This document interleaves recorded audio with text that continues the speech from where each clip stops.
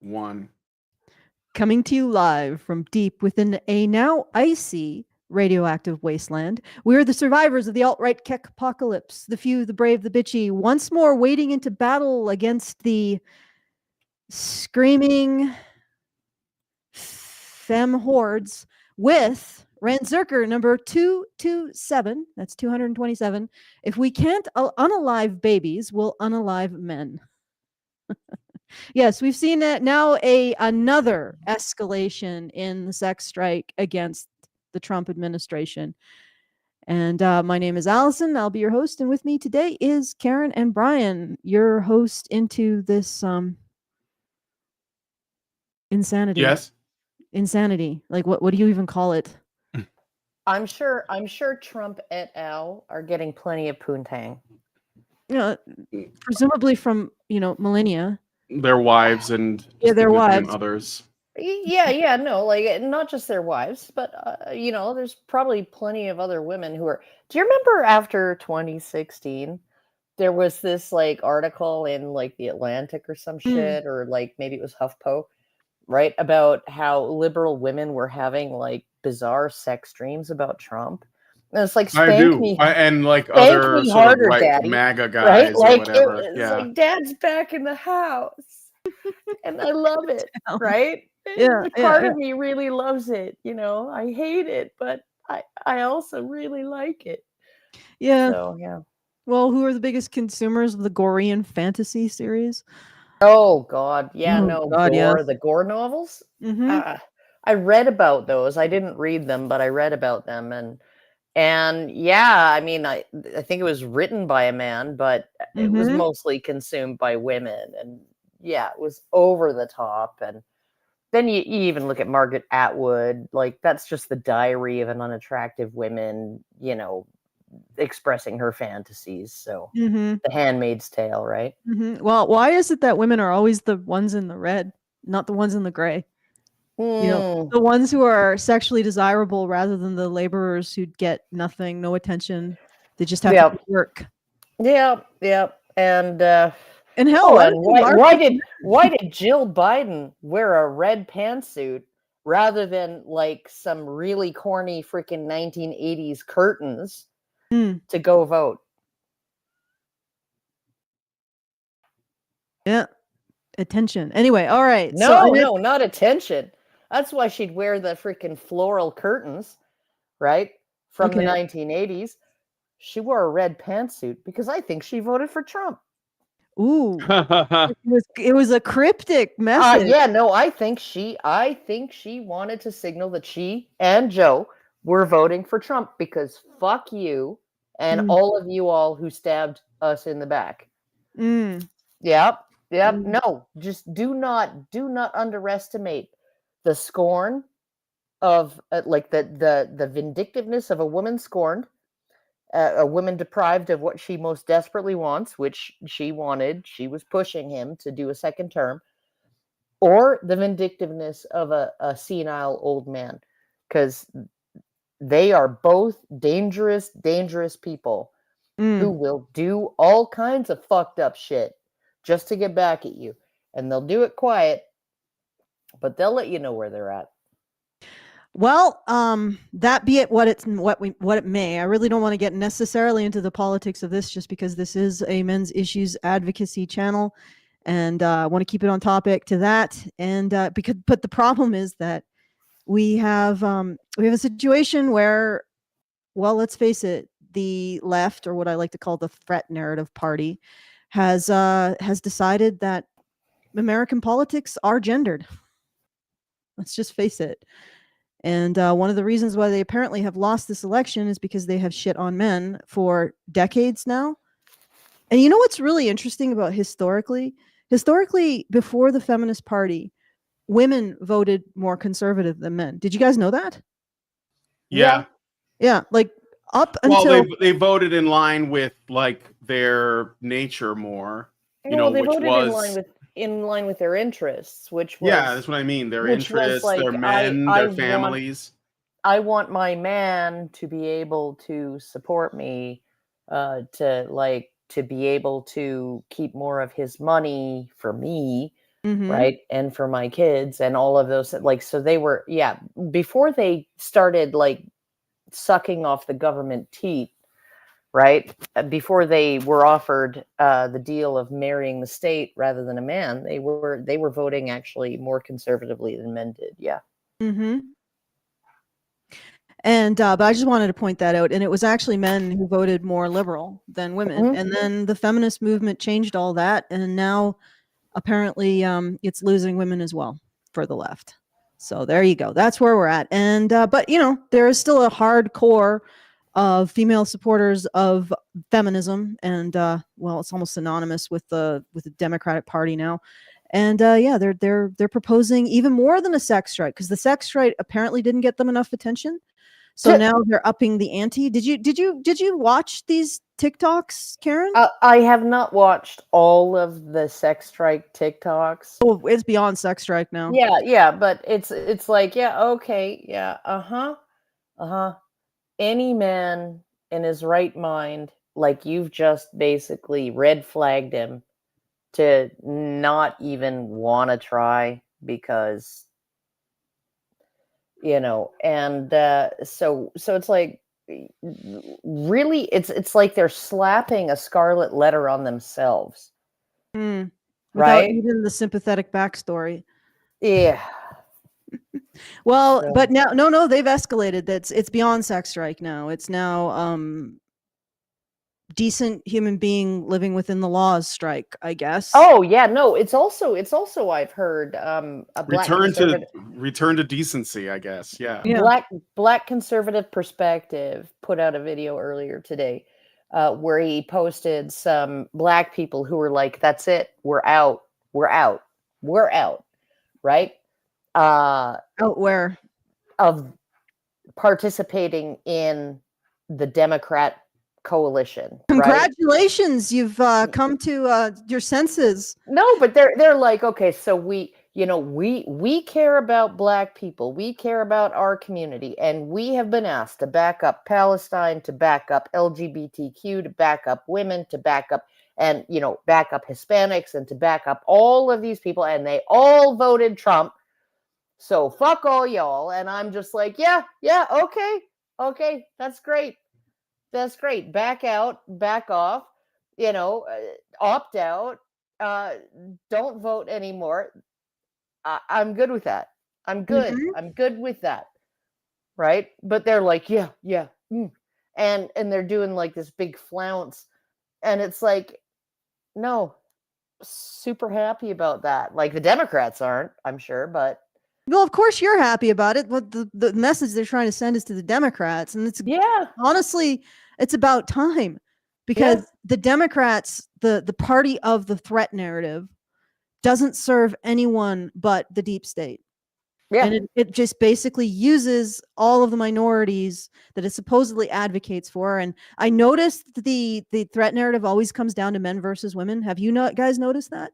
It always seems to come. That's like what that's the backbone of the threat narrative. It's the backbone of threat narrative, the ugly tropes. It has to start from there. Like, it has to start from that. News channel. My personal channel at Gender Attic.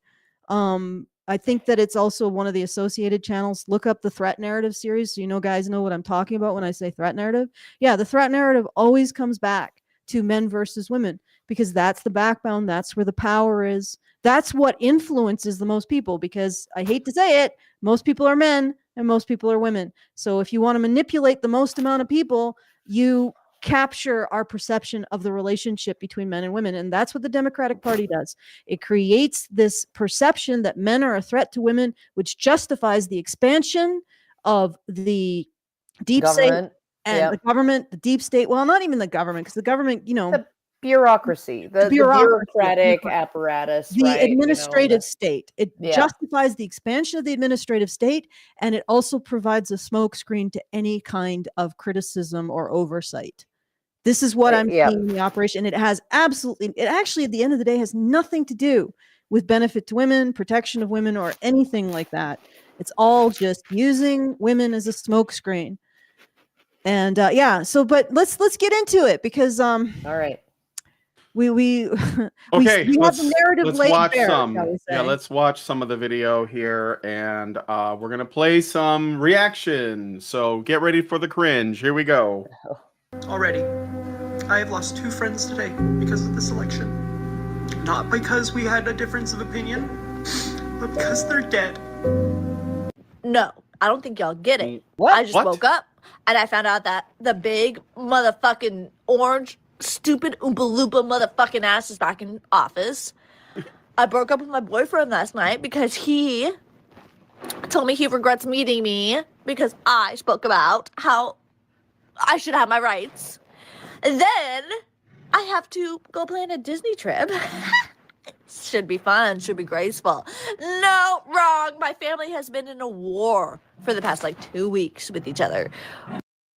Okay, so Are you a I fucking child? I just want to say yes. She is. They all are, Allison. I just want to point out that it's funny that the world is ending because of the Orange Man, but I'm also going on a Disney trip. Mm. This is the this is the Maybe extent. Maybe your family votes Trump so they can pay for your stupid Disney trips, child. Yeah, well, or okay, it's, I don't know. There is something about the left, my sister, and I have one sister who's very, very, very left, and when I told her in April of 2021, right? And, I had COVID in January of 2020. So, I'd already had it and I was voted. I was, installed as the sister who, would go and look after mom and dad and lug their groceries and freaking fix their plumbing and assemble their flat pack furniture and cut their hair and, help them out and do all that stuff because I was safe to be around, right? And both my sisters know how immunity works, right? Okay, so I was safe to be around my parents, right? And then, the one lefty sister phones me and she's like, so, are you going to get vaccinated? Right? And the phone call ended with, you know what, Karen, you can go fuck yourself. Whoa. And all it was me just saying, no, I'm not going to do it. I don't see any reason why I should have to do that. Boy, right? That escalated quickly. Yeah, no, I mean, that really got out of hand fast. It didn't escalate quickly. It was over the course of about 40 minutes on the phone, explaining to her how immunity works, explaining the data, explaining that I was already 6 times more protected than she would be once she was fully vaccinated, right? So, that reinfections at that point were 0.03% of all infections among health workers who work constantly around COVID patients, right? And and she said, well, if you fine, right? If you get COVID and you end up in the ICU, then I won't be able to risk coming to visit you. And I said, oh, I love you too, sis. But I don't see why you wouldn't come visit me. Won't your vaccination protect you? And that's what she told me to go fuck myself. I think this is a bit of a digression. Yeah, and it just shows the leftist mentality, right? Yeah. It just shows their complete inability to bend when you just basically say, you shall not pass. I won't obey. Right? I'm going to be ungovernable. I'm not going to do what you tell me. I think that's the problem. Fuck no, I won't do what you tell me. You're telling them that you are not. I'm not telling you what to do. Okay? I'm just not going to do what you tell me to do. Yeah, no, Okay, but that's the thing. That you have decided to not be compliant with the government. That's the problem. And it's not even the government. It's the government and collusion with certain corporate interests. This is what's hilarious about this. I said this, and may risk getting our channel nuked from orbit. I said to people who were pushing the Jabberwocky, I said, you mean the Jabberwocky? Yeah, the Jabberwocky. I think we're past that. I don't think that's a problem anymore. I'm just saying, in case the Jabberwockies, I find it hilarious. So people who are pushing the Jabberwocky, I said, well, okay, fine. If you're going to have it so that this is mandated, then I don't think corporations should be able to make a profit off of health mandates. And then astoundingly, these supposed liberals turned instantaneously into the biggest advocates of not just capitalism, but corporate profiteering I have ever seen. Companies deserve their profits. They shouldn't have to submit to any kind of oversight by the populace and their profit taking. And I'm like, what? Wow, that was really easy to turn you into an neocon capitalist. Like, really?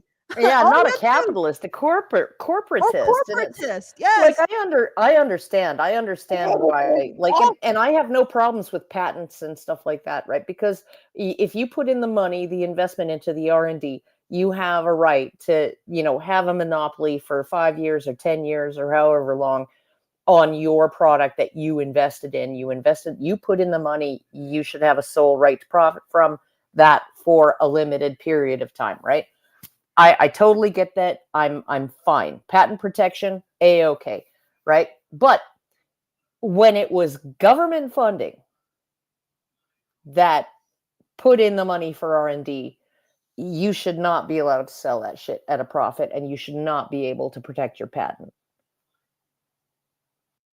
If you have a government mandated like that, you have mandated that people are expected to consume your product, and that's government mandated, you should make zero profit. In fact, I would argue that corporations should have to give that away. It should actually take from their profits.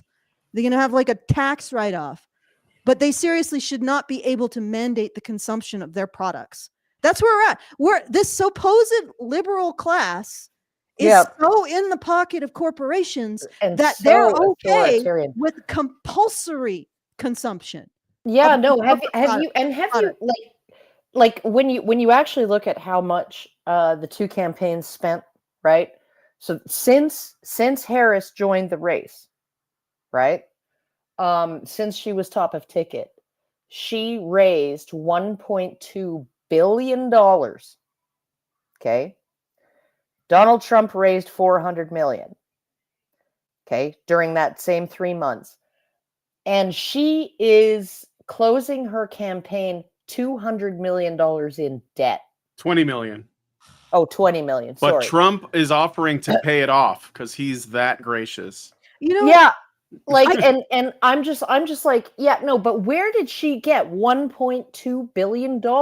It wasn't from small donation people, right? It was a don't do the Hava Nagila thing. It was like the 80 billion. Don't do the Hava Tequila thing. It was big pharma. It was big agriculture. It was big tech. It was, like big freaking business. It was the military-industrial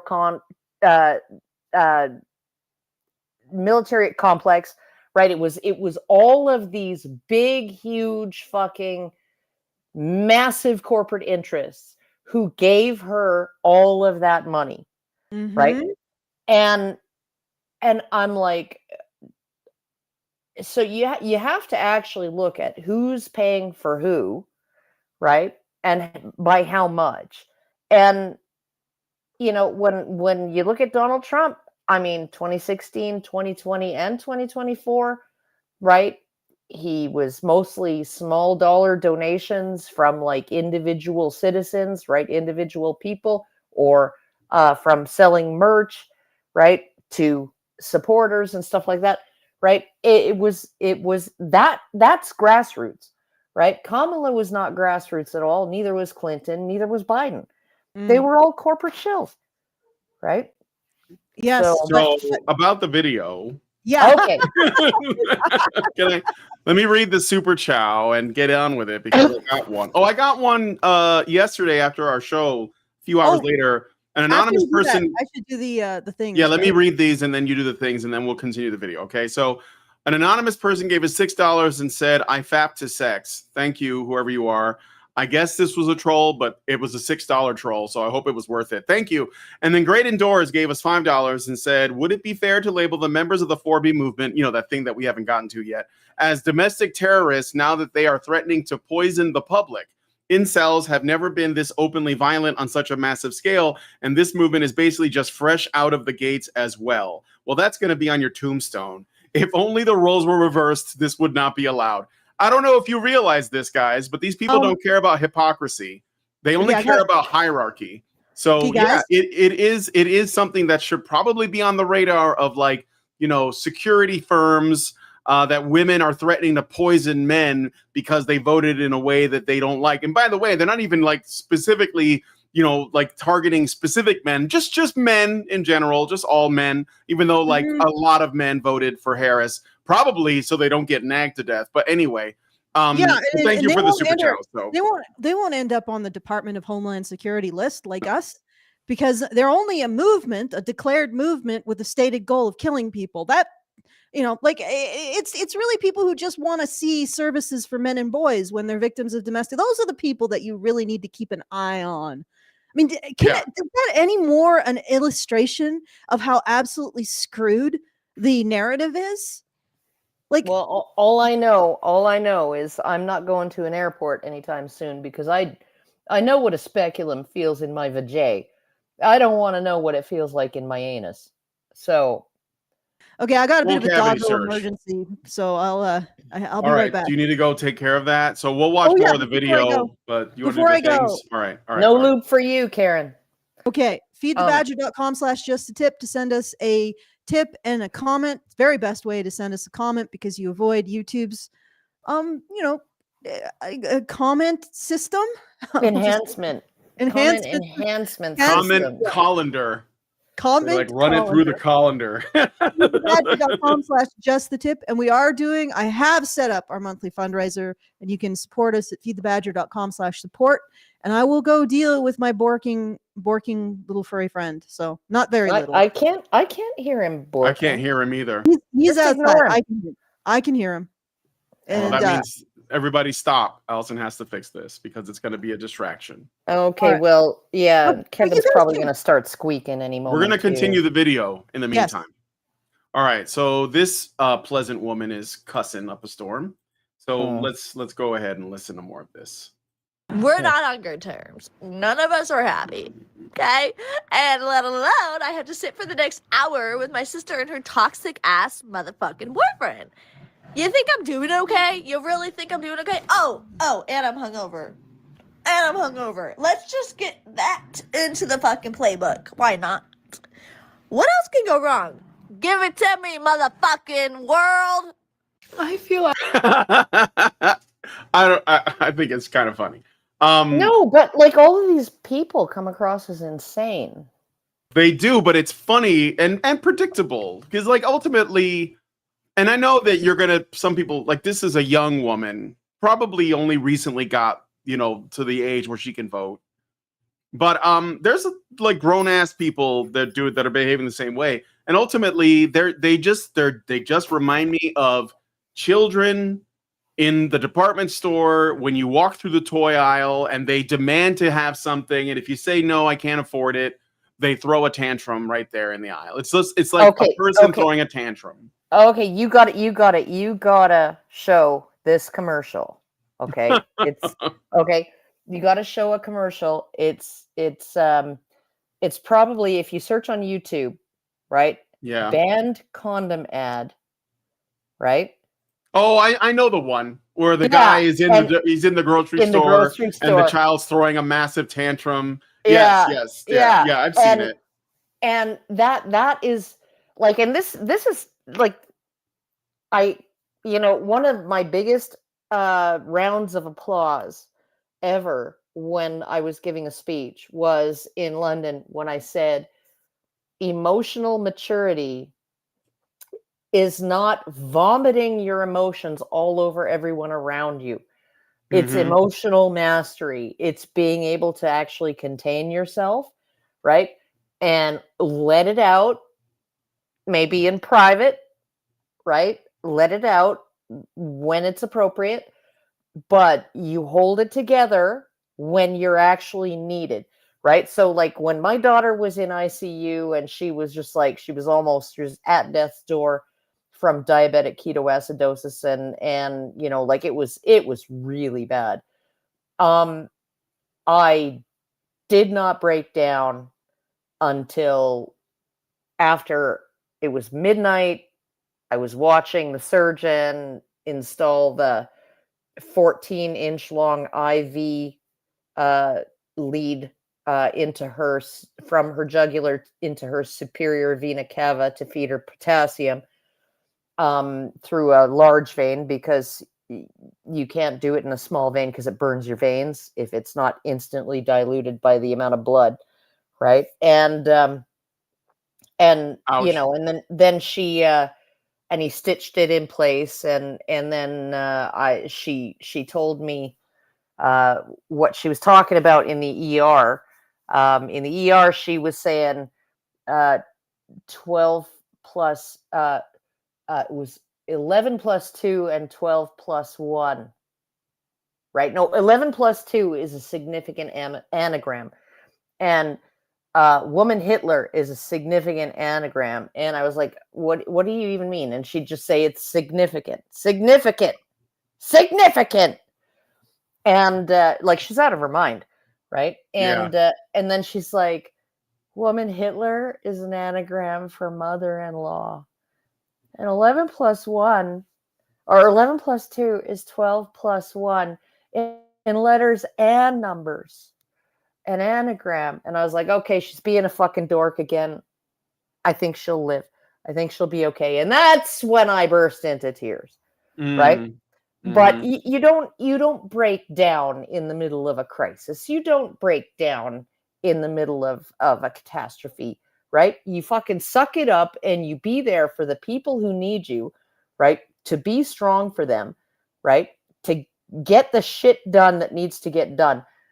And you watch over them and you make sure you look after them. And then once they're out of the woods or they're dead, that's when you break down. Okay. That's when you're allowed. Right. Yeah. And that's how adults behave. Right. Yeah. Any fucking toddler can throw a tantrum. Right. That doesn't take any kind of emotional skill or maturity at all. If a toddler can do it, it's not a fucking skill. Yeah.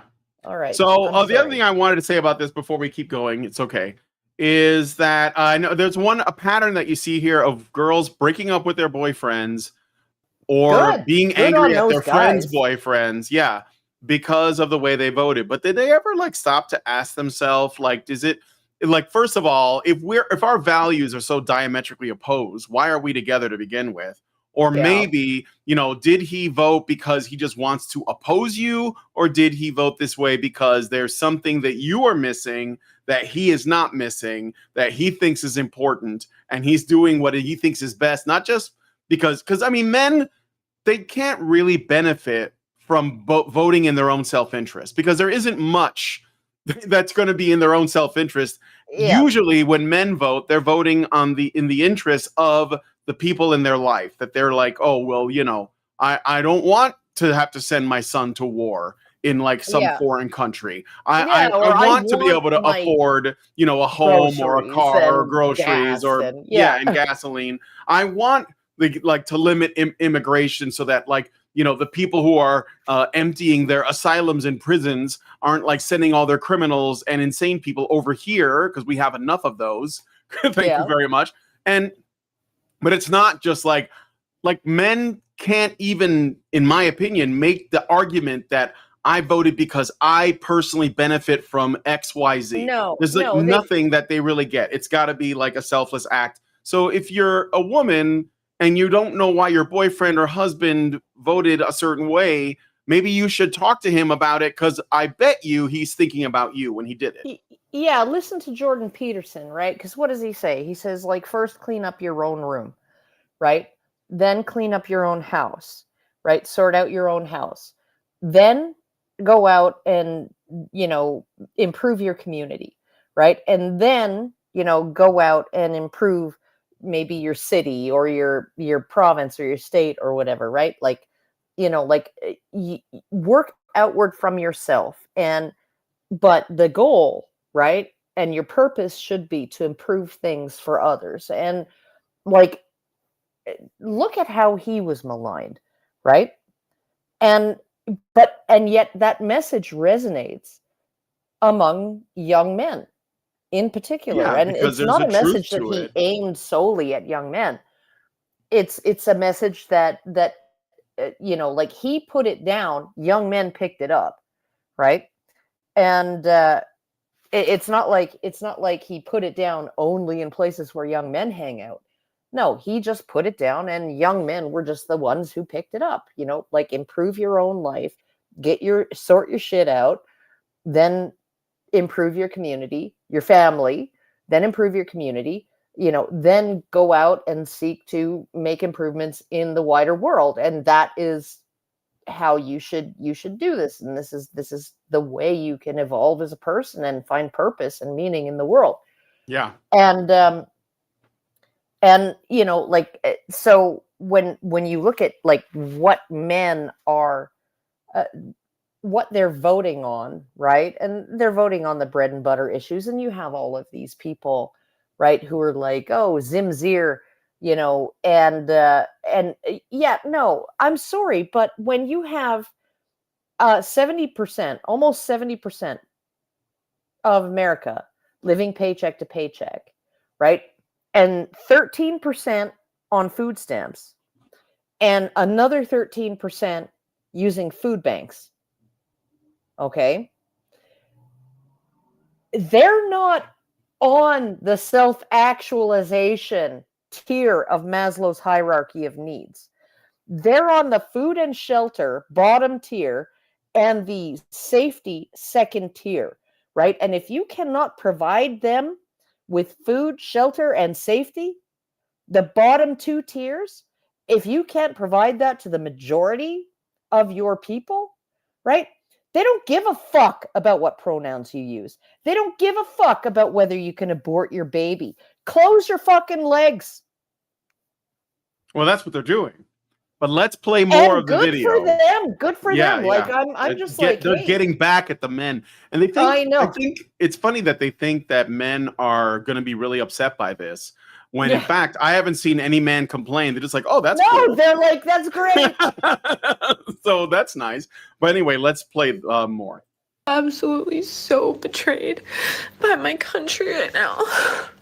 And it's so frustrating. I don't even know what to say right now. We tried, okay, to everyone from other countries that are saying America failed. We tried. The system is inherently flawed, and we tried. And to anybody who follows me on TikTok, if you are happy about the results of the election, unfollow me right now. Get off my page. Do not talk to me. I don't care if I've known you for years.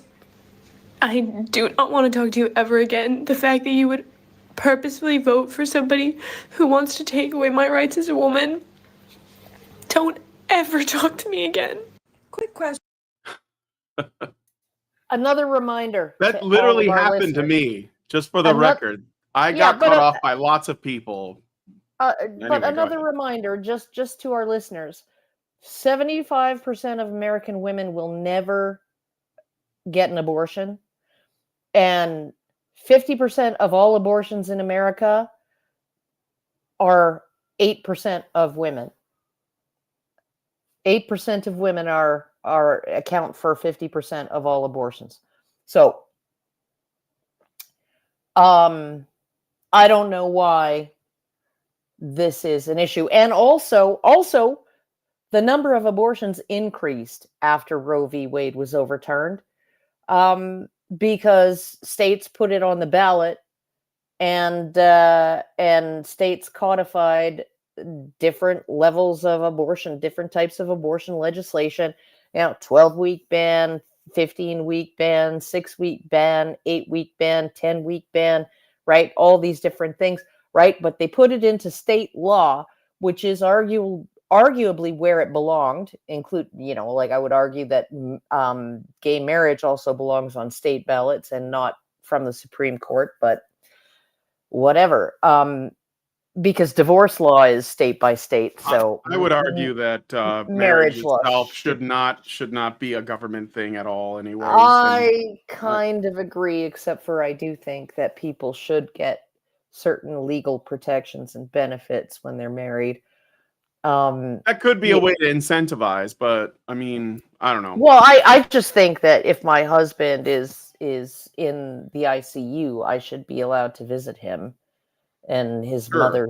mother shouldn't be allowed to keep me out of there because my marriage to him doesn't give me any rights, and so there are things out there, and tax benefits to being married, staying in a relationship, tax benefits, and those, it's not just like even for children, shacking up, like being married and living in one house together, you conserve water, you conserve resources, you conserve energy, right? You pollute less, right? There's all of these benefits to being a couple rather than an individual person living in your own space. So, I mean, like I do think that there are some things that you could argue that, the government should recognize marriage as a thing. But if divorce law and child custody law is on a state-by-state basis, then marriage law should be on a state-by-state basis, for sure. All right. Well, I'm going to play more of the video. Let's listen to the next bit here. I think that ultimately, just for the record, these women are not. This isn't about abortion. And I know that they're saying it is, but it's not really, because most of them are not going to get an abortion, and most of them are probably not going to be in a position where that is even like a problem that they have to deal with. Yeah. What it is that what they're upset about is that they see this as a stepping stone, as like a men getting their foot in the door to control women's bodies. That's what this is. So like, you can have whatever opinion you want about abortion, whatever the best arguments you have is, you can have the full fucking, Yu-Gi-Oh stack deck to like make the best case. But that's not what this is about. And it's very important you guys understand this. This isn't actually about abortion. This is about women saying no one should ever have an opinion on my behavior. And it comes down to judgment, which is why most of these girls are really young, because they just have this thing where like as no one, especially men, are allowed to have opinions on them, period. And that's it's not a political thing, it's a social thing, and this is just like the way, I guess you could say, it's the method in which it's being expressed right now. Well, so they're annoyed. They're annoyed about, like, these are the same women who are annoyed about men who like prioritize body count and things. Yeah, like that, exactly. right? They're annoyed because it's the same thing where men are like, well, how many men have you been with? Or whatever the judgment is, it doesn't matter. Yeah. It's about, it's always been about avoiding or disliking the idea that other people, especially men, are allowed to have an opinion about your behavior. Yeah. Exactly. So anyway. So does anybody know how to find or hire a hitman or woman? Because we don't want to be sexist. So, but I think we could pull this off collectively. If you want to chip in, DM. Let's just assassinate him. And again, Department of Homeland Security, not interested. They're not going to. Yeah, well, they're not going to investigate. I'm not really concerned, about that kind of thing. I threaten to kill my husband all the time. No, for sure. I don't think they're gonna. I think this is all a LARP, and it's just to like, I think that most of these women they probably don't even know much about what's under discussion, but they're like, other women are doing this, I'm gonna participate. Like it's like a go, oh, look at all the women, they're all mad about this thing that's never going to affect me. I'm going to jump in and join them because I might get likes and views and, threads or whatever they do on TikTok to share. And I think that's really what it is. It's just sentiment. And it's basically like that kind of bombasticness. I mean, like when you actually say Trump is a fascist, Trump is literally the second coming of Hitler. right? He's literally going to go after his political opponents, get retribution, weaponize the federal government, all of these things, right? And you say it, and you're a pundit, and you're being serious, right? It's a little different from me telling my husband after he like tells me, you know, like you ugly or something like that. You know, telling him to sleep with one eye open because he's worth $1 million dead. Right. Mm-hmm. Yeah. It's a little different. So. Yeah. But that, again, I don't think she's serious or is going to actually do anything. But I'm just pointing out that, you know, some of these reactions. Yeah. No, I think it's, I don't think this qualifies necessarily as stochastic terrorism, but I do think the Hitler and fascist rhetoric, fascism, Stalinism. Oh yeah, sure. Did you hear about the guy who like freaked out and like killed his family and then killed himself because he thought Project 2025 was gonna like become law? Like literally, a guy snapped and killed his family and then killed himself because he thought. I did not hear about that, but I do know that I can almost guarantee you that the only reason Amber Thurman delayed seeking care for her abortion complications was because she had been terrorized by the feminist narrative about Georgia's anti-abortion laws, right?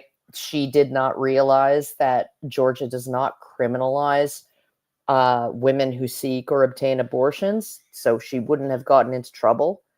And that post-abortion care is post-abortion complications look exactly like post-miscarriage complications. So she wouldn't have even had to tell her doctors she'd had an abortion. She could have just said she had a miscarriage, gotten the care she needed. She waited until she was septic and already had a 30% chance of dying.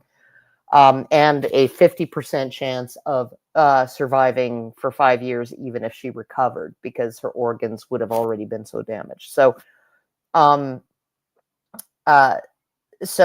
yeah, no. Why did she delay going in? Because she believed the fucking hype, just like that guy who killed his family, right, and himself. He believed the fucking hype, and this is like absolutely criminal. The lies, right, and the panic that they're spreading, the terror that they're instilling in people, right, based on nothing. Oh, for sure. I've watched so many of these videos that we're going through now, and I honestly, like, I have a lot of pity because these people are, like, they legit, at least some of them, they legitimately believe that, and they can't, like, they're really angry at the wrong people. They should be angry at the people who lied to them. Yeah, no, gaslit them for years. Yeah, no, it's not even that they're angry. Like, let them be angry. Anger's. No, I'm okay with them being angry. I'm just saying the target is wrong. Yeah, they're angry at the wrong people. But it's the despair. It's the despair that is the problem, right? Like that guy didn't kill his family over Project 2025 because he was angry. He did it because he was despairing, because he believed that everything was going to become so horrible that his family and he would be better off dead. Yeah, for sure. That's what he said. That's what I think he believed. All right. Anyway, let's play some more of the video.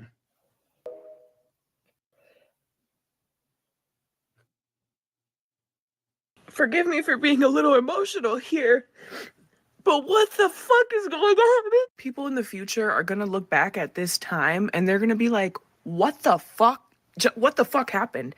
Because we were progressing. When Obama got elected, I really feel like we were progressing. We were going in the right motherfucking direction. But then Trump comes in and he gives a voice to the voiceless. He gives a voice to the criminals, to the racists, to the white motherfuckers who want to be back on top.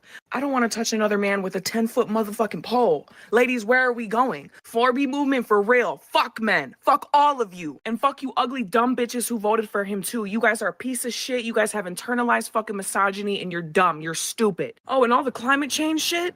going out the motherfucking window because it's a hoax. Bro, we're cooked. We're cooked. This is our last motherfucking year on this goddamn planet. To be able to appoint 3 more fucking Supreme Court justices or whatever the fuck he's able to get more motherfuckers that believe the same beliefs that he believes into office. And I guess that's what you guys want. That's what you guys want. You guys want to be radical Christians. You guys are Jesus Christ, right? Yes, we do. Okay, but Threaten with a good time, lady. she can't even. Okay, if she's gonna call her philosophical opponents ugly, yeah, she might want to doll herself up a little bit. I think. A little bit, right? I know. A little, no, she's put a little effort in. Yeah. Yeah, if she's gonna be like, I'm not gonna touch another man again, and like all the men are just like, okay. Okay. For sure, like, they are. Yeah. I'm sorry, but like the hubris Have of we, these women. We haven't even got to the ones who are threatening to kill people yet. I sent you some of that. We have. Really? Oh, do you? The awkward. We got to the one who was like, "Can we like pitch in on a hitman?" We got somebody. You want that? You want that? Okay. You want that we created clickbait without. You want the Aqua Tofana thing? Is that what you wanted? Okay. Bring it on. Yes, bring that on. All right. Well, I'm just gonna play the whole thing, and then you guys respond to it. How about that? To, play with the doggo. Okay. So are you gonna be watching this or no? I can hear it. I have heard everything you say. All right. Well, I'm going to play this. So this is Make Aqua Tofana Great Again by I Meme Therefore I Am. And he said, holy shit, Karens lost their fucking minds over Trump's win and launched MATGA, short for Make Aqua Tofana Great Again. Aqua Tofana was a powerful poison in 17th century Sicily, sold by women to other women seeking to escape abusive relationships by discreetly poisoning their husbands. First, Karens on TikTok and Instagram kicked off the 4B movement, refusing to marry, have children, date, or have relationships with men. They started wearing blue bracelets and getting blue heart tattoos to recognize each other in public as Harris voters, and this soon evolved into the MATGA movement. What the actual fuck? And this video the first video got over 1.3 million likes, so not an unpopular video. So anyway, let me play it. Never gonna happen, sweetie. Your body, our choice. Was that Nick Fuentes? Oh, I'm gonna mute it because there's like copyright music here, so it's like Eminem music. Was that Nick Fuentes saying? Yeah, it was. Yeah, he was trolling. Yeah. He was trolling women on Twitter, and now they've basically decided that he's 100% representative of all men, even though he's probably homosexual. So, but yeah, whatever. Well, he's not particularly popular, and no, yeah, or respected. Also, he is completely ignorant of the situation for men, as far as I can tell. Like, he's just a troll, right? He doesn't advocate for the issues that men face. No. Like, legally, men have no. Let's face it, they don't have bodily autonomy rights at this moment. They don't have the right to. So now they don't have the right to anything. Oh. Did you read that? In an unrelated note, are you ladies interested in investing in poison rings? She has a poison ring. So and this is I mean, again, I don't know, like, if this is just women doing the we're all in the same club ladies thing that they're not actually ever going to act on. But I think it's really funny because if men were doing this, there would be a shitstorm. Let me see. Maybe there's no music on this one, this part where she's like talking. So I might go back a little bit. Speaking to me is a privilege. You do not have privileges. Stupid music. And it's another thing that's funny about this too is that these ladies that are so oppressed, they have time to do like music videos and shit. Like, Aqua Tofana is not that hard to make. So anyway, that's the post. Well, you know. Yeah. You know, when I threaten to kill my husband or my children, they always know I'm joking. Yeah. Yeah, but that's the thing though. Like, I don't know how to describe it. It's giving them just enough plausible deniability to say, "Oh no, it's satire, bro." But they're really not like there's no sense of it's just not a joke, you know? I don't think it is.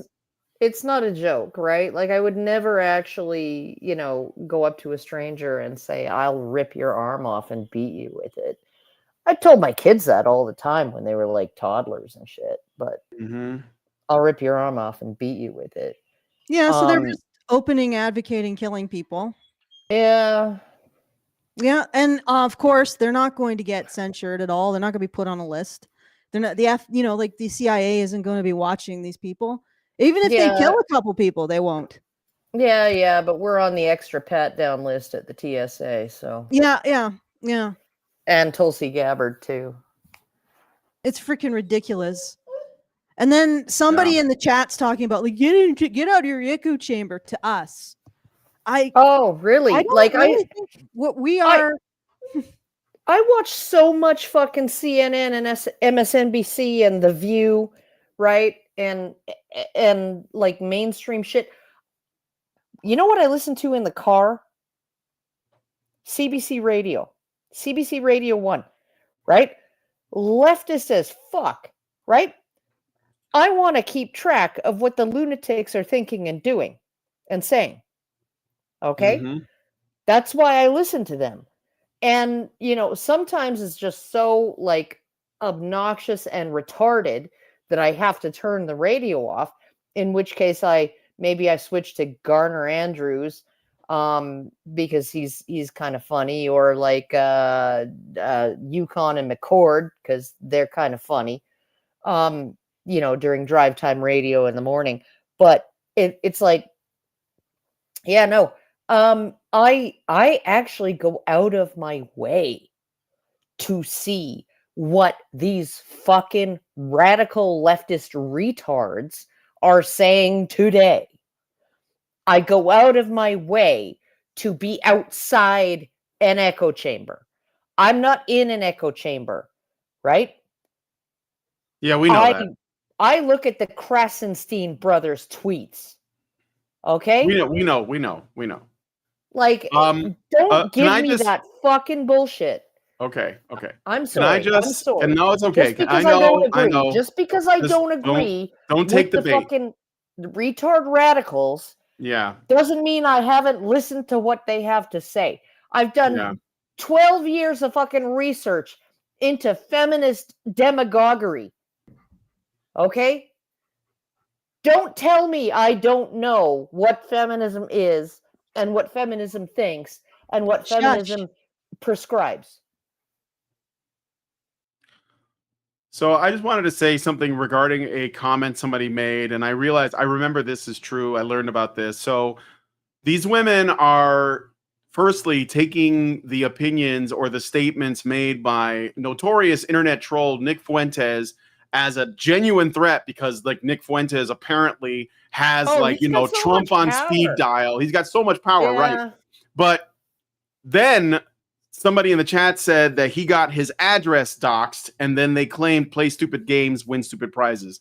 I don't know if you look, I'm not like a big fan of this guy, Nick Fuentes, but this is not at all the same. Doxing somebody's address, talking shit online, those are not even in the same universe of what is normal behavior. The women who did this, or whoever did this, is actually much more in the wrong than Fuentes is for just saying some edgy shit online. So, and do you want your address docs for like making this claim that, play stupid games, win stupid prizes? Do you, if somebody doxes you, can I then go out and say, well, you played stupid games and you got stupid prizes? Like, oh, whatever, but you're crossing the Rubicon into real life danger. And here's the thing. We don't even know whether Nick Fuentes said that in jest or said it seriously. Well, I mean, well, even if he said it seriously, like these women are seriously going to poison their boyfriends, even if he did, it doesn't matter. He can't act on it. Like, why do we give a fuck about like what people say or what their tone is? Like, what kind of pussy female shit is that? Like, sorry, stop it, okay? Be a fucking adult. People say shit. Sometimes it's gonna offend you. Get over it. Threaten their life, threaten them with violence. Fuck you, dude. Seriously. Okay, can I just say that's something? childish. Okay, I have not talked at all, so I would like to talk. All right, go ahead. I just want to say something in response to somebody in the chat, in the special chat, who is talking about how this is just, 0.1% of women. It doesn't freaking matter, because if you do not hold women to account for their behavior, you're also not holding these women to account for their behavior. So they might as well be all women. Sorry, until you separate the women who engage in this behavior from the women who don't, they might as well be all women, because all women are free to do it. Also, it's not just these women, because when you have 1 million likes on one of these videos, right? It's more than just one woman, right? Yeah, I mean, like, I'm just saying, if they like, look, this is still just shit talking at this point.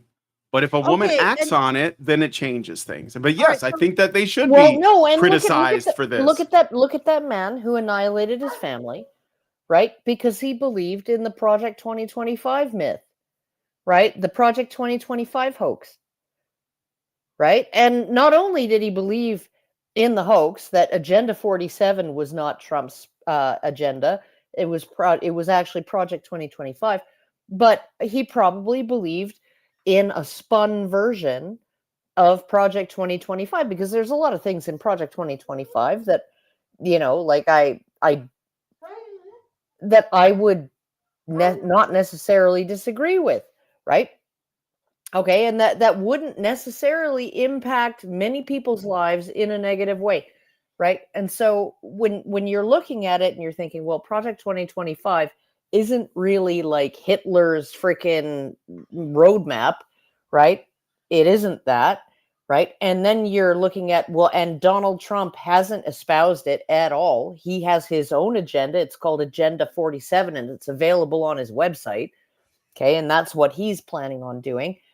And then you have a man who believes the fucking lies, right? Not just the lies about Trump espousing Agenda 2025, right? That's his agenda, right? That's a lie. But that Agenda 2025 is literally the end of human rights. Okay? You have him believing that, and he kills his wife and kids and then himself because he thinks they're better off dead. Yeah, okay. Somebody else was saying, well, get off the internet. I'm afraid that this stuff is everywhere now. There's not the internet. No, like the Agenda 2025 or the Project 2025 thing, that wasn't an internet thing. That was not an internet thing. That was a MSNBC thing. That was a CNN thing. That was a freaking CNBC thing. That was a freaking NBC thing. That was an ABC thing. ABC, BBC, right? CBS. Everybody, right? CBC, right? Canadian National Public Radio, right? In Canada was saying Trump's Agenda 2025, right? So you have all of these, the trusted names in news, the people who have to adhere to FCC requirements, right? Of impartiality and news presenting and all of this, and right, they have to be right, and they can be sued if they're wrong and everything. This isn't social media. This isn't some freaking rando on YouTube. This isn't some fucking idiot on Rumble. Okay, these are people who earn millions of dollars a year in broadcast news and cable news, right? Who are lying to the American public in such a way that a man thought his family was better off fucking dead.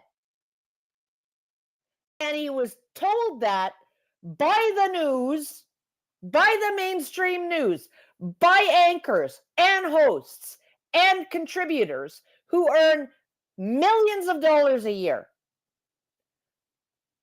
You know what the best part is? They could still blame it on men. Because a man did it. And that's what they'll probably do.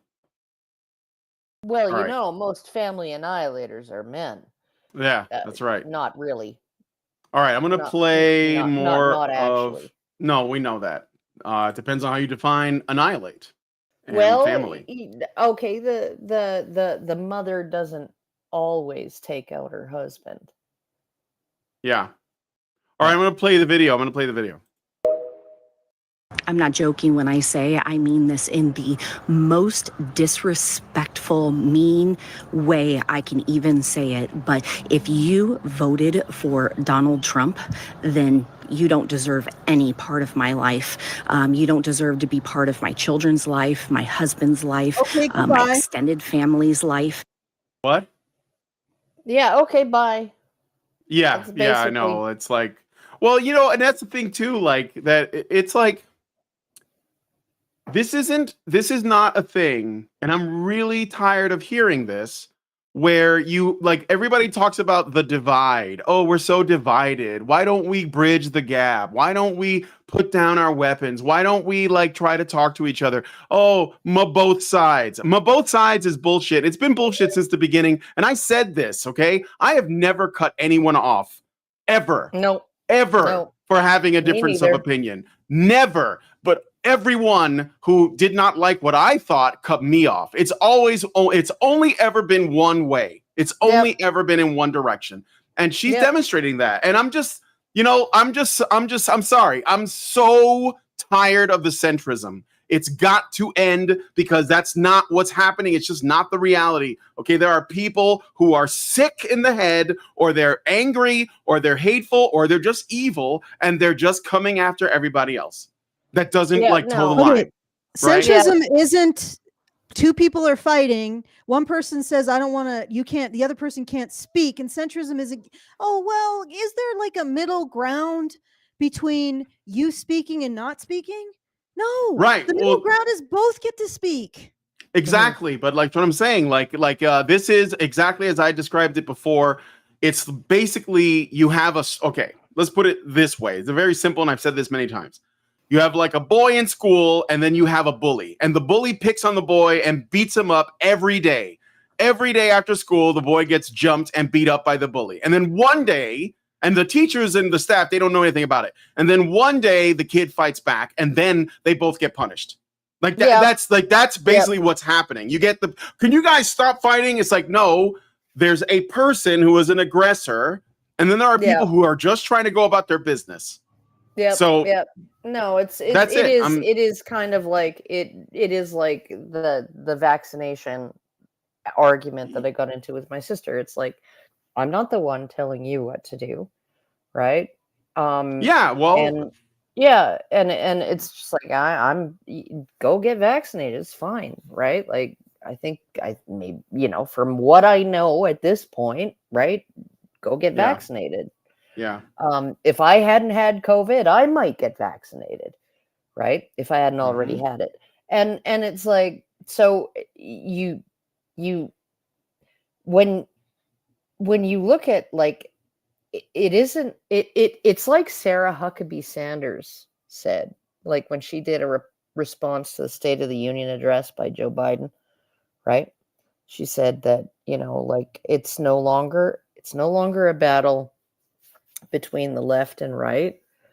It's a battle, or it's an argument between the sane, the normal, and the crazy, right? Yeah, I like to describe it as the left and the non-left, because it's not the right is a unified thing. So I don't think the paradigm works. I think it's basically the crazy left and everybody else, including other people who are kind of on the left, right? Oh, look at RFK Jr., right? Yeah. Okay. he's like when he talks about climate change, he's like, oh yeah, we have to work on climate change, but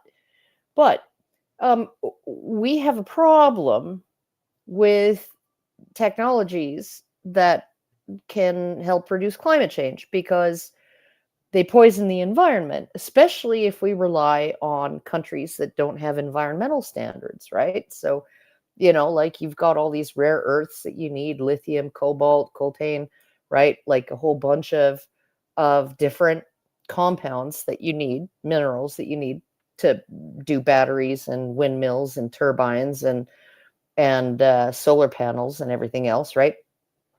And these are all cancer causing, right? And they're being mined in places often by child slave labor, right?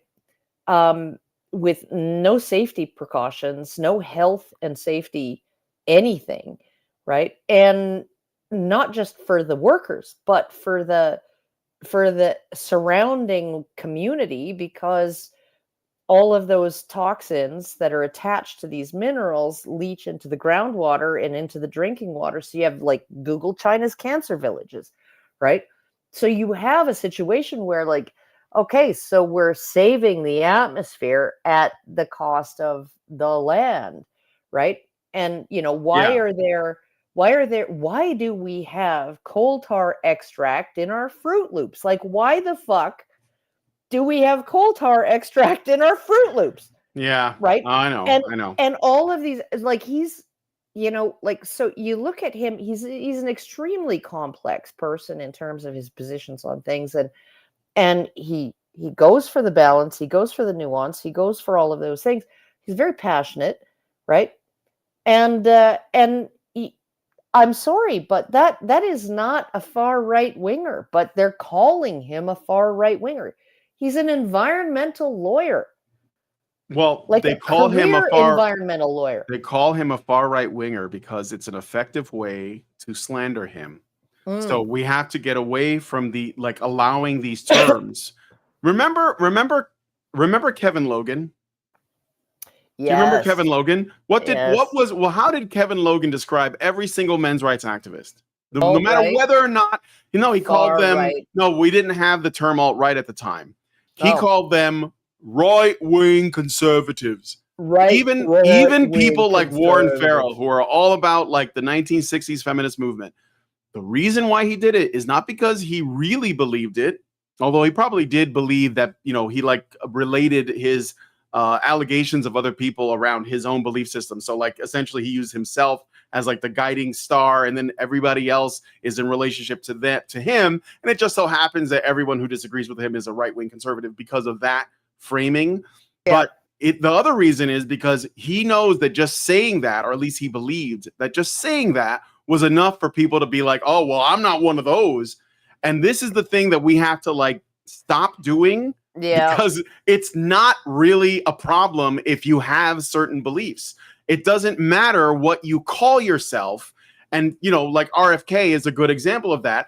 They're going to call him that, not because it's accurate. They don't care about that. They're going to call him that because they know it's going to cause other people to distance themselves, because the term itself has been tarred so badly. It's a black category, as I've said, which is what Maoists did. So, like, they put people into certain categories, call them black categories, like Christians, men, right-wingers, whatever. And all they have to do is use the term, oh yeah, you're just a white guy, you're male, pale, and stale, you're a Christian. Yeah. And that immediately causes people to be like, oh, whoa, that's one of those people. Oh, I got to distance myself now. And I think what we got to do is we have to embrace people who have that, so that slanderous term doesn't work, because that's all it is. It's not a descriptor. It's supposed to cause an emotional reaction in you. Yeah.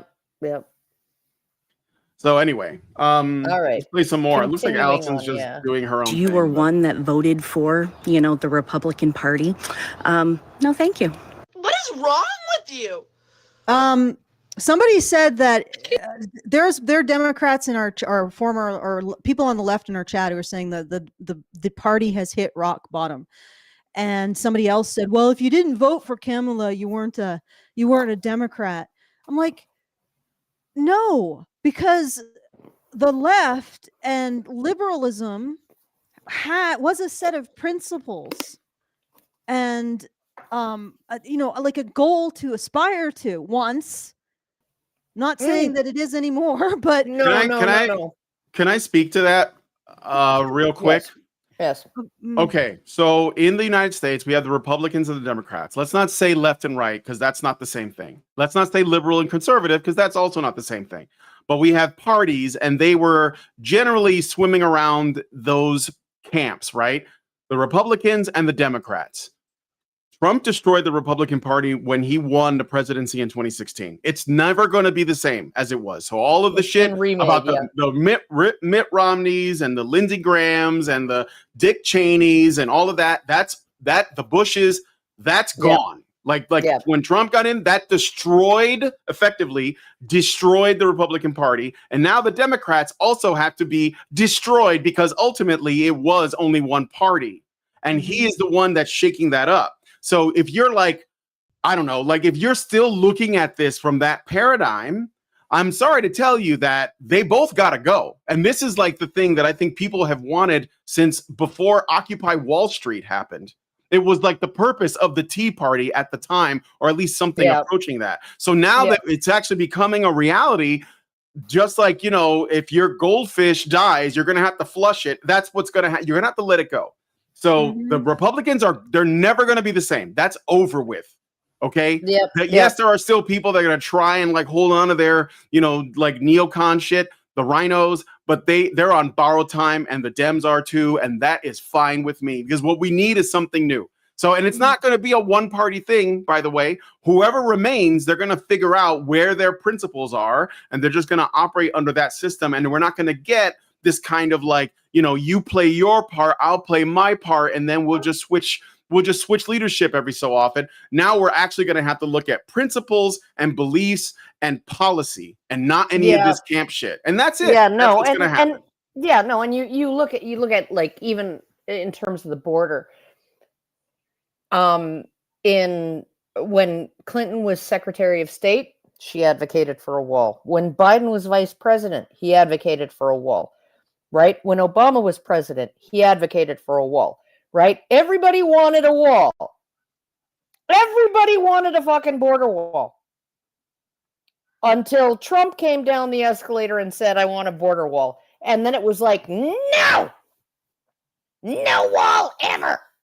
Okay. All right. Well, I wanted to actually address the chat. Like, the tribalism is insane. It's insane. And like, and you look at these celebrities who just absolutely adored Trump, and then the moment he decided he was running for president as a Republican, if he'd run as a Democrat, oh my God, they would have just been like, well, they would have pushed him out.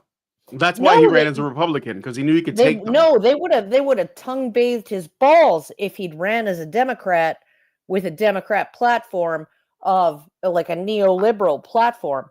I don't think, but that's the thing, though. He had no intention of doing that. That's why. No. He was there to drain the swamp, clean house, and like you look at people like David Pakman and Kyle Kulinski and the Young Turks and everything, and they're all complaining that on election night, between when they went to bed and when they got up, they lost like thousands of even paid subscribers, right? And I'm like, who do you think they are? Because literally in his acceptance speech, or shortly thereafter, Trump said he was going to ask Speaker Johnson to send preserve your records letters to every alphabet agency and to the DNC, right? Preserve your records. So they rushed to delete all of their AstroTurf accounts before they received those letters, so they couldn't be accused of obstruction of justice. Okay. They weren't accounts. They weren't your viewers. I wasn't. They were paid AstroTurfing accounts, right? Paid by the FBI, paid by the CIA, who are not, by the way, legally permitted to propagandize the public, but these were accounts that were AstroTurfing all over the place, all over Reddit, all over everywhere, right? Including paid subscriptions. And, you know, like, because I hang out in the comment sections all the time, all the fucking time.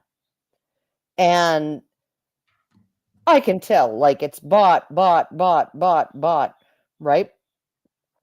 And so there were all of these AstroTurf accounts, right, that were set up by government, federal agencies, and by the Democratic National Committee, right, that were trying to promote this idea that support for Kamala was bigger than it actually was, you know, because, hey, you know, if somebody's popular, you're like, oh, there must be a reason why she's popular. Oh, I think I might support her because she's so popular.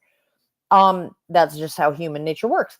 And to, you know, go on Fox News videos and right-wing videos and stuff and like leave trollish comments and, you know, and like, it's so insane. You actually learn to recognize the name from channel to channel to channel, right? The name of the commenters that are just saying the same things over and over again on different videos on different channels, right?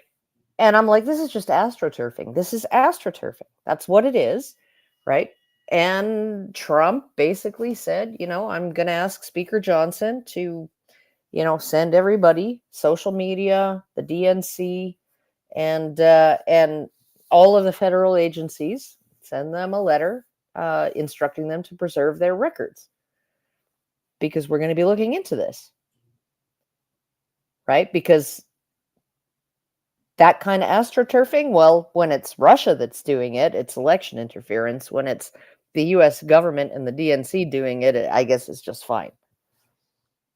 We're going off script again. Yeah. Anyway, Allison, what did you want to say? What did you want to say, Allison? Oh, just a sec. I think I have to unmute. Give me a second. I got a lot of tabs. You're unmuted, Allison. Oh, okay. All right. Yeah, we can hear you. Yeah. I just wanted to say that I don't think the Democratic Party really has any principles at this point. No. It's just the threat narrative to defend the deep state. That's it. Mm-hmm. And you gotta, and yeah, and then you have all these, like Brian would say, propagandized women who are supporting this idea that, I don't know, if you vote against the Democrats, you hate women. Yeah, and it works. It's super effective on these women. I can't do this anymore. I'm literally sick. I'm literally sick to my stomach. What has happened to America? What has happened to democracy? What has happened to freedom? I'm done. This is a message to anyone who follows me. If you voted for Trump, unfollow me and block me. If you didn't vote, unfollow me and block me. The fact that it's this close means I've lost all hope in the American people. Like, it should not be this close. Why would anyone vote for this person? He's so evil. He's so demented. Kamala's not perfect. We all know that. We all know that. Why is Trump evil? She is They not don't know, a convicted Allison. felon, rapist, crazy, fascist, dictator, psycho. There you go. I think that's why. That's why, because he is a rapist and a psycho, and but especially the thing about women part. And that's like the most effective. Crazy. That is why it's such an effective tool. And also, what another thing I wanted to point out is that it's extra effective because it's extra effective because these women will go on social media and cry and have a breakdown, and other people will see it, and it will get to the point where they're like, well, there must be something to it. Look at how many women are upset. Yeah. And so then it spreads like a disease. And no one says, well, hold on a second, guys. Did you confirm that any of this that you're afraid of is actually happening? Yeah, and nobody is like, okay, can we just bring an adult into the room here? Mm-hmm. Because, like, you know, I was, not only was I deeply disappointed with 2020, but I actually believed that and I still believe that there were things that Shenanigans went on. Yes, that went on that made it not like, ooh, there were just 11 million fewer votes this time around for some reason, right? An anomaly. Yeah, just an anomaly facilitated by mass mail-in ballots in states that don't keep their voter rolls clean. But so I did not believe that he lost, and I still don't. I don't believe that Trump lost 2020. And I was deeply, deeply disappointed and upset, right? Mm-hmm. I did not upload a video of me sobbing and declaring that the sky was falling and the world was ending. Okay? I did not do any of that. I was just like, you gotta think forward. You gotta think forward. Okay, like, and what do you have to, what would be the best thing to do from here? And it just turns out that the best thing to do is exactly the opposite of what Biden Harris did. But we're here now, and this was a free and fair election. I think that's generally what most people did. They just kind of said, okay, so we know stuff happened and some people investigated it, but they basically were like, we're just gonna have to deal with it. And and Trump also himself maintained that it was rigged, and we're just gonna have to deal with it and then try to do better next time. And that's exactly what we did. And this make it too big to rig. Yeah, make it too big to rig, and that's what happened. So all right, next clip. In my house, you just bought it for me and I don't want it. Who just bought you a house? What? I guess that wasn't the video I wanted to look at, because some of these are so over the top that I wonder if they're real. Oh, I got a super chat from Albatross. I'm sorry. And he says, are these damsels in distress expecting their right-wing opponents to rescue them? Who are they crying for help to? Well, I mean, it's the cucks for Kamala. Yeah, there's that. Yeah. I was thinking also that's also possible, but I think that when women do this, I think that it's just like I said before, it's more of a let's all cry together, let's all have this. I hate that. But I think that's what it is. I think that's what it is. That's why I never used to go for coffee with my female friends. Yeah. All I want to do is bitch and moan. Yeah. And about stupid shit. Like if it was about important shit, fine. But it's just about stupid shit, like how their husband didn't pick up coffee cream on his way home from work. Mm-hmm. Yeah. Mm-hmm. All right. Anyway, let's play the next clip. It's just like thinking about all the men who were just like, the economy, woman in my life. The economy, woman in my life. The economy. That's the same fucking thing. NBC. Yeah, that's the same thing. All right, we gotta go to economy, ability to kill your child. Economy, ability to kill your child. Economy, ability to kill your child. That's what you're asking. Leave it. Yep. Leave it. Keep going. All right, let's play the next one. To you as well.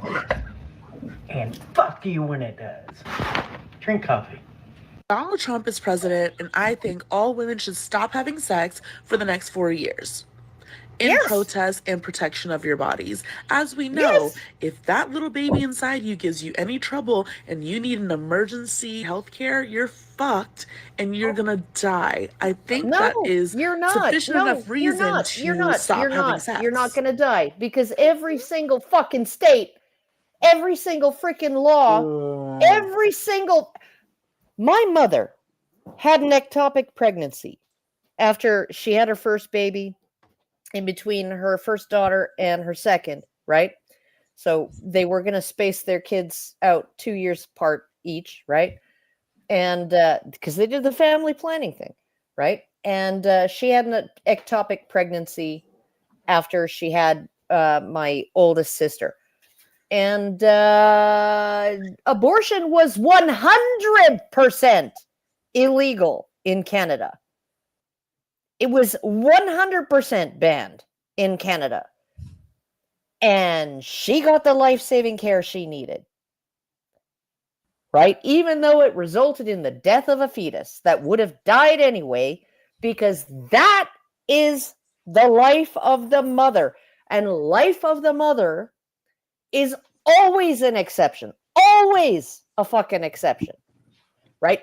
The mental health of the mother is not necessarily an exception. Right?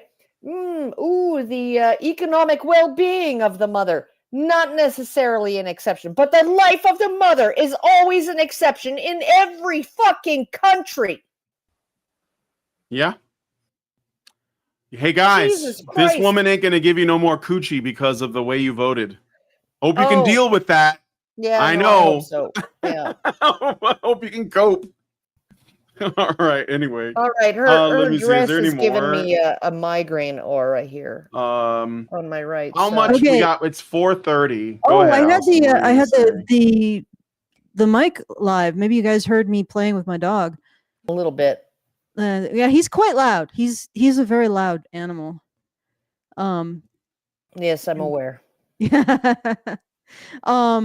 Okay, so yeah, I guess I can actually comment now because my husband has come and the doggo is out playing frisbee. Oh, good. So All right. let's go. All right, so we're gonna look at this video here. I got a super chat I want to read first. So this is from Zubin GA, and it gave us $5 Canadian. Thank you, Zubin GA, and says Trump 2028. Maybe they'll wait till marriage for the next one. Longtime fan Strawn, so I was a big fan of yours. Would love to see more legends on here. Well, and I took that shit personally. All right. Anyway, I'm kidding. Thank you for that. And it's been a little quiet on the Super Chow front. But maybe I should do another call out. Guys, send those comments to feedthebadger.com/justthetip. Don't make us break out the feminist music. Yeah, don't make us break out the feminist wailing. So go do it. feedthebadger.com/justthetip. And if you want to support the show, feedthebadger.com/support. Very much appreciated so that we can continue to do this content. All right, let's just listen to more. All right, so this is this one's a little bit longer, but I think it's kind of funny. This is before the election. It's like the day of, okay? Okay, so we're closing in on almost 5 p.m. Eastern time, and I've been tracking everything that's been going on across the country today. And my most important encounter was when I went out to get my champagne. I was talking to the guy in the store, of course, asking him, did he vote? And he said he did early voting, and he asked me if I early voted. And he asked me, why I was getting the champagne. And I said, because I'm going to be toasting Madam President tonight. And he just looked at me with kind of like a smirk on his face. And I said, she's going to win this, right? And he says, well, it's very, very close. And I said, no, it's not. He says, well, what do you mean? I said, no, it's not. The women of America are making their voices heard. Reproductive rights is what it all comes down to. And the women are voting in numbers relative to men that are unbelievable. She's won this. And I said to him, she's going to take every one of the swing states plus Iowa. And he said, but the numbers are so close. I said, I'm a political analyst. I'm telling you right now, the numbers are there. She's taking this election. And then I said to him, you realize, and he didn't tell me who he voted for, but of course I knew. And I said, you do realize you wasted your vote, right? And I didn't care. And I walked out with my bottle of champagne and happily walked home. Well, bye-bye. This isn't quite as bad as some of them, I will say. I mean, no, but the fucking hubris, Allison, of this woman. Like, women are coming out in droves. Yeah, but that doesn't mean they're voting for your person. Over one issue. And like the thing is, like if you're in Pennsylvania, if you're in Ohio, if you're in like Massachusetts, if you're in New York, if you're in California, right? Abortion is not on the ballot. No, it was on the ballot in 2022. My Right? point is with this is my point. But we don't have to get into the actual specifics. My point is that this woman is saying women are coming out in droves to vote. They must obviously be voting for the woman president. That's her mistake. It's not like what the issue is. It's like what, because like remember, I think these women are almost more angry at women that didn't vote in their interest than men. Yes. I think they just assumed of the men are obviously going to vote for the orange man, but the women they're in our pocket, right?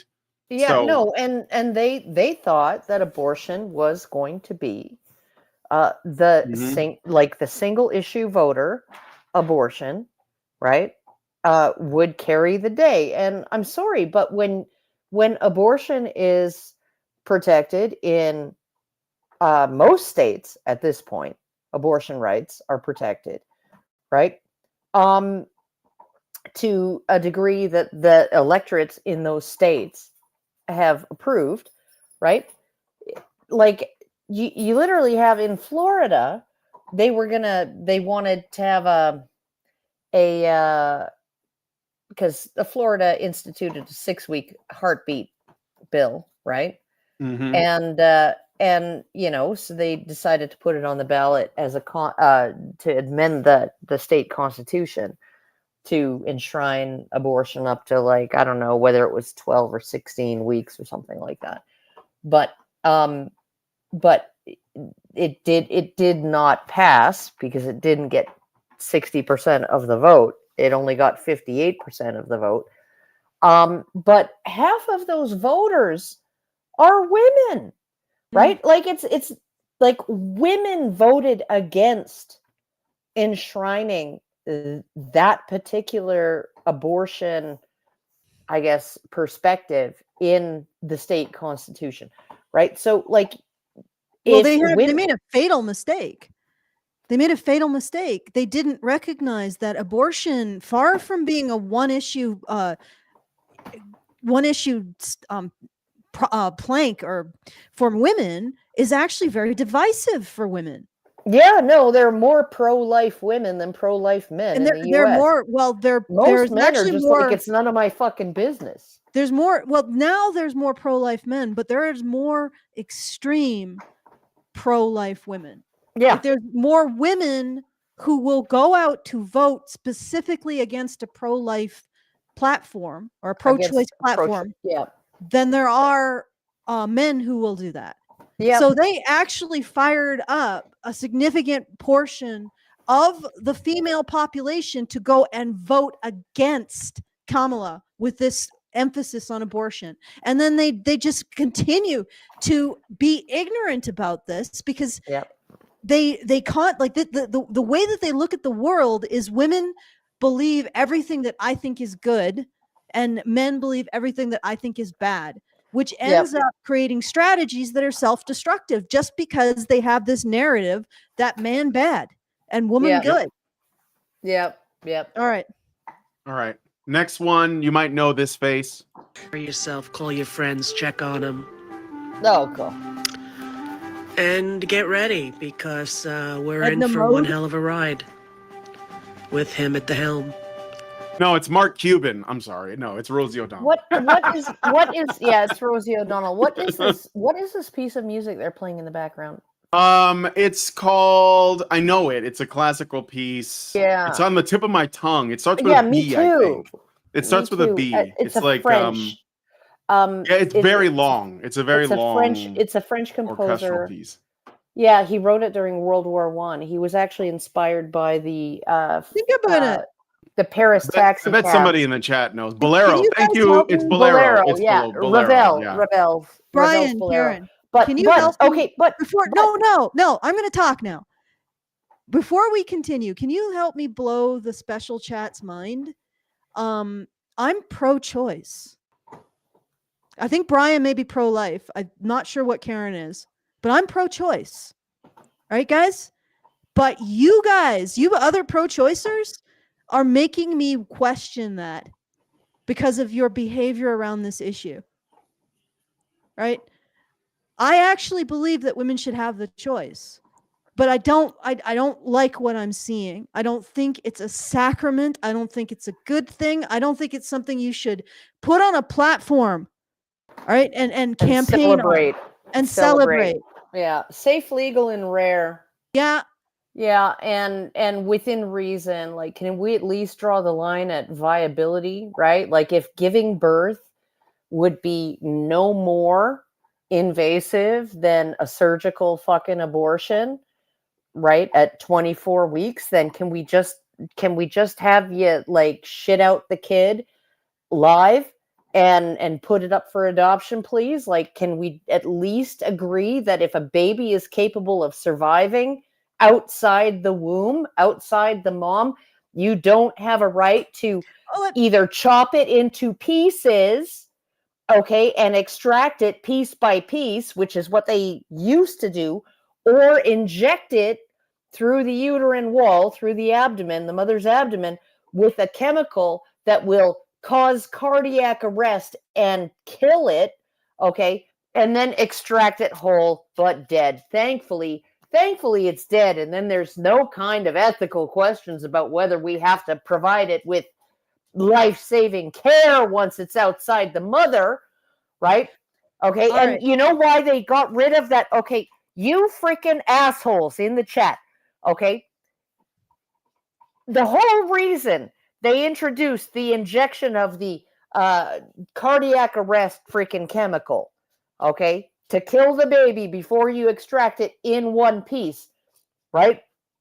The whole reason they did that was not because this 24, 26, 28 week infant who could survive outside the womb, it wasn't because, oh, well, you know, cutting it into pieces while it's alive is excruciatingly painful to that human being who's capable of surviving outside the womb. No, it was because, oh, the pieces of bone and the cutting tools can like damage the woman's uterus and affect her ability to carry a pregnancy in the future, and might give her like pelvic inflammatory disease. And so, you know, we'll just do it this less damaging, because the only person to care about in this scenario with a 26, 28 week fetus, the only person we have to care about is the mother. Okay? And right. Chopping the baby up hurts the mother.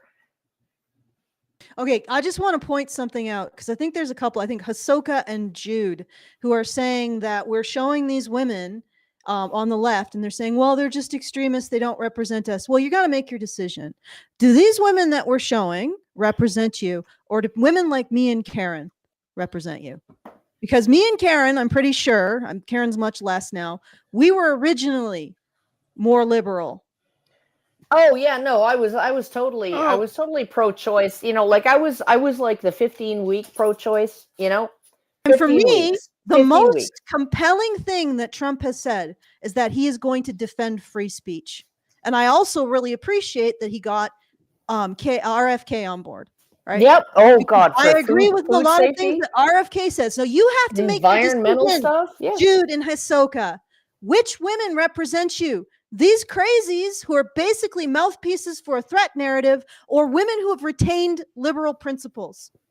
Women who are like willing to like basically say, like go on camera sobbing because they no longer have the right, I guess, unless they live in New York or California, right, to abort a baby the day before it's fucking due to be born, right? Like, I'm sorry.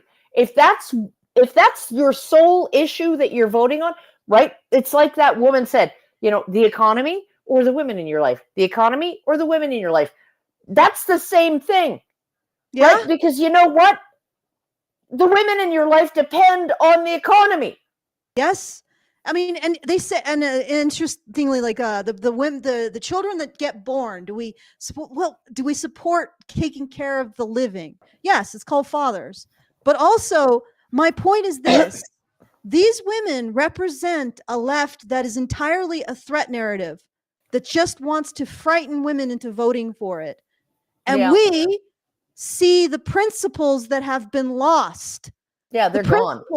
They're gone. Free speech, freedom of religion, right? Like, you know, freedom of association, meritocracy.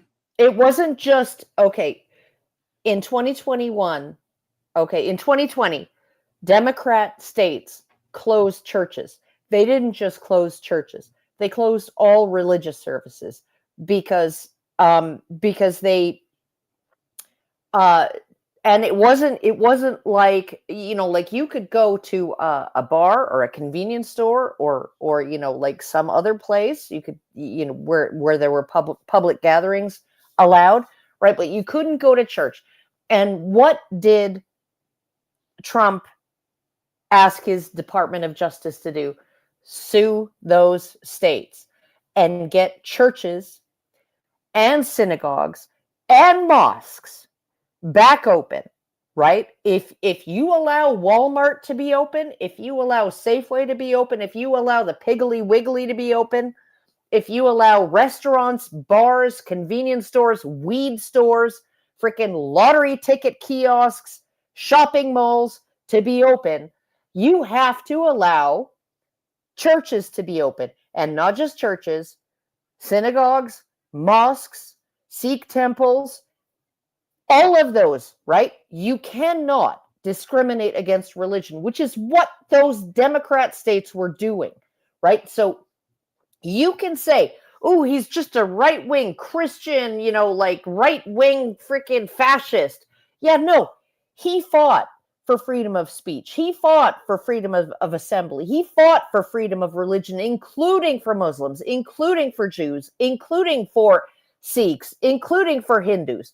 He fought for all of those things. He's on record fighting for those things, right? And you sit here and say, he's only for the Christians, or he's only for himself, or he's only for, you know, male privilege. He's only for white privilege. Yeah, no. Opportunity zones, the Abraham Accords. You go look at his fucking record, okay? All right. Okay, so I'll let. Okay, Allison, you can finish your thought. And then you can talk to me about abortion. All right. All right. Okay. So what the main point I wanted to make is that I am going where I see the principles that I stood up for, where I stand for are. Okay. That's what I'm looking for, the principles. And I'm not about to say that what if effectively has become a threat narrative against men, because I've seen so much virulent crap coming out of what the burnt out shell that used to be the left directed at men, and I don't like it. I don't like it, no sir or ma'am. I do not. Okay? And I'm not going to say that something that appears to solely be a slander against men, like a position that slowly seems to be pointing fingers at men and saying they're the bad guy, is an actual legitimate political position, because it isn't. Hating a group of people is not a legitimate political position. Blaming a group of people for your problems is not a legitimate political position. Full stop. And there is no center between blaming a group of people and not blaming a group. Do you just sort of a little bit blame them? Do you just 25% blame them? How about 75? There is no fucking right. There is no position to blame men for as much as the left blames them for anything other than their individual choices. Let's put it that way. Okay? So no patriarchy fucking theory. None of that shit. No men, toxic masculinity, male privilege. Fucking shut up. I'm done with it. End that. And then go back to your principles, free speech, freedom of association. Go back to caring about people because their individual ability, their individual autonomy is squashed. Fine, that's fine. But do not give me this shit that blaming men is a political position, because it isn't. It is just hate. And I am tired of listening to it from the left, and I am not putting any kind of support behind it. Full stop. The end. Okay. This is my All right, this so is today. with regards to abortion, I'm not going to go too much because I don't think that's really the important thing here. Again, this isn't really about abortion. It's more about women just not wanting to compromise anything at all, in particular other people's perceptions of them. But I will just share this one thing because I think there is a potential negative consequence to rampant abortion just to make women happy. So I'm going to play this video clip of this guy. He is an abortionist. Listen to this. This is the absolute truth. I did 1,200 abortions, first and second trimester. 1 was for rape, 2 were for incest, about 9 or 10 were for genetic defects like trisomy 21, and all the rest of them were healthy moms and healthy kids. People believe what they want to believe, and they don't want to believe that, but that is the truth. I killed 1,200 kids. How can you make up for even one of them? I can't. So now I do everything I can to save as many as I can.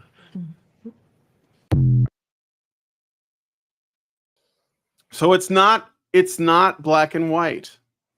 Well, it's what I've been saying the whole time is abortion in the United States, 99%, 98 to 99% are done for convenience reasons. I'm not ready for a baby yet.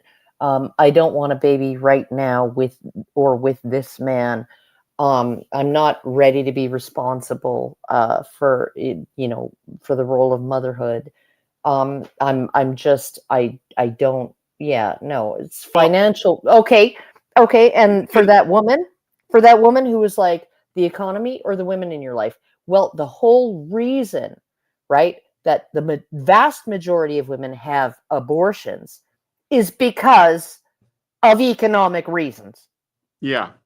I can't afford a baby right now. I'm just sort of like offering the reason why I wouldn't say I'm like 100% pro-life per se. I'm open to, discussion on it, but I think that to simply say my body, my choice is an extremely oversimplified version just a fucking excuse. of it. Yeah, it's not even the excuse. It's the excuse. It's like, well, it's my body, so it's my house. I can burn it down if I want to. If anybody in the chat disagrees with me, like I have you can call in whenever you want and we can talk about it. That's all I'll say. So, and I'm open to that, but we're really getting. This is the Rantzerker. So if you're coming onto a video or a show called the Rantzerker, you can expect some yelling. You can expect some yelling. So if you want me to say ranting. This is my problem. Patriarchy conjecture has never been proven. It is not a fact. It hasn't even gotten to the point of being framed in a way that could be proven true or false. It is not something that is real. Let's face it. And if it is real, it hasn't been proven. The people who adhere to it for whatever reason don't want to put it to the test.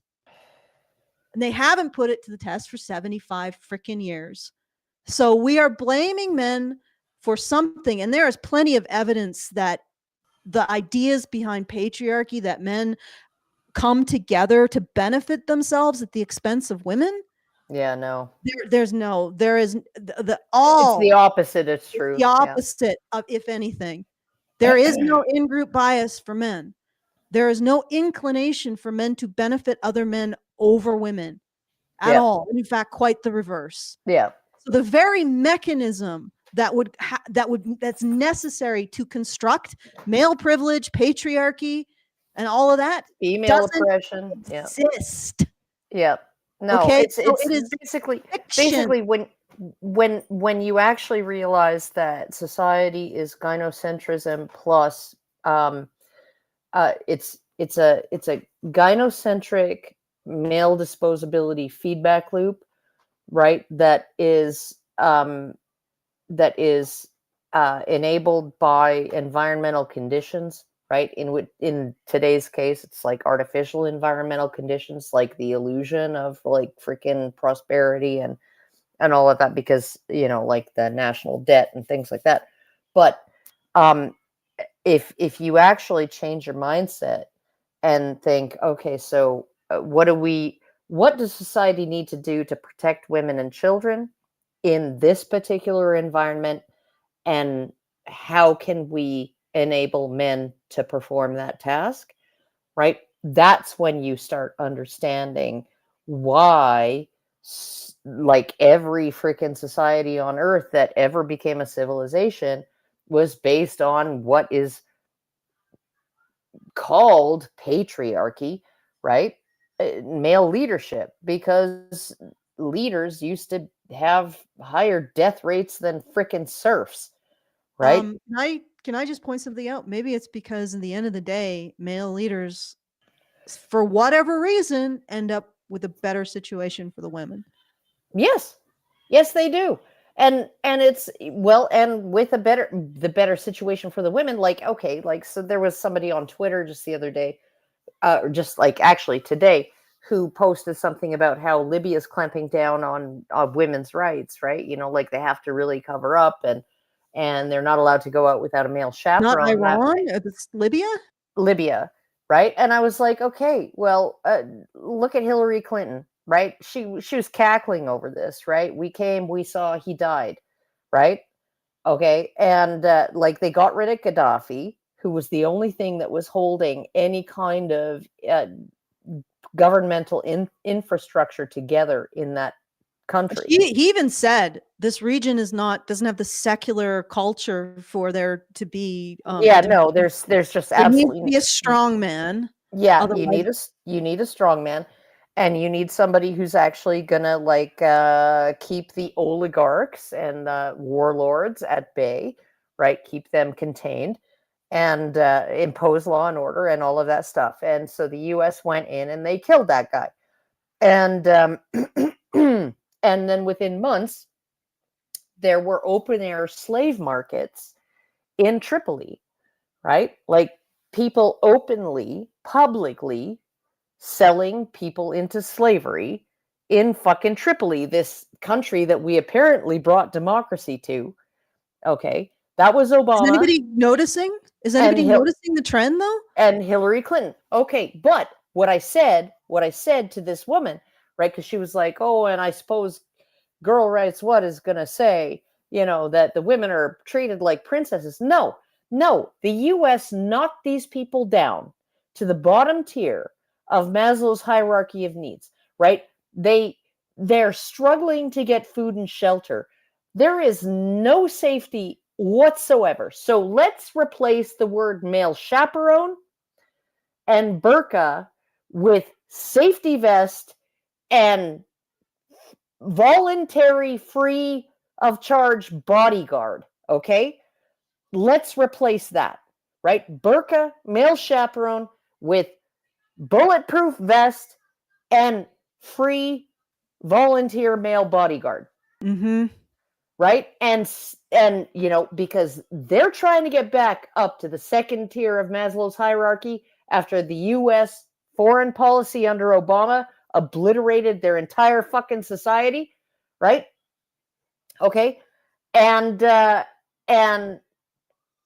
who are the ones being protected by their burqas and by their male chaperones? I want to supplement that with some statistics. This is courtesy of, I believe, Ballgame from the Feminist Critics blog, which is really difficult to find now. But he did an analysis of deaths in the Middle East based on how much control the aggressor had over his or her victim. And he found that the more ability that the aggressor had to choose their victim, the more likely they were to choose a man. Yeah. So, for example, men and women were like 50% victims of public bombings. They were, like maybe 90-10. So 90% more likely to be victims of, sniping. Stabbings. No, not stabbings, sniping. So where there was less control over the victim. And then once you get to like kidnapping, murder, 99% male. And this is in the Middle East. Yep. So if you think about that, the more in the Middle East, the more you look like a woman at a distance, the burqa is a bulletproof. More likely you are to survive to the next day. Okay, just think about that.